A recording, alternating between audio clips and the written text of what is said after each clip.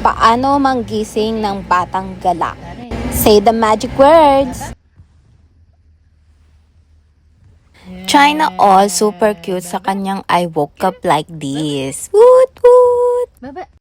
Medyo inaantok pa yan pero walang tatalo sa kapangyarihan ng gala. Kung magustuhan nyo din pala ang bagong pantulog ni Pucci, lalagay ko lang ang link dyan sa aking yellow basket.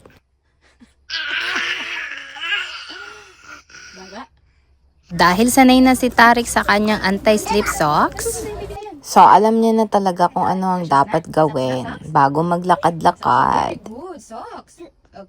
So ayun lang ulit for today's video. Thank you all for watching. Abangan nyo kung saan kami pumunta. Woot woot! Don't forget to click my yellow basket. Bye! Saan pupunta? Ha? Saan pupunta si Pucci?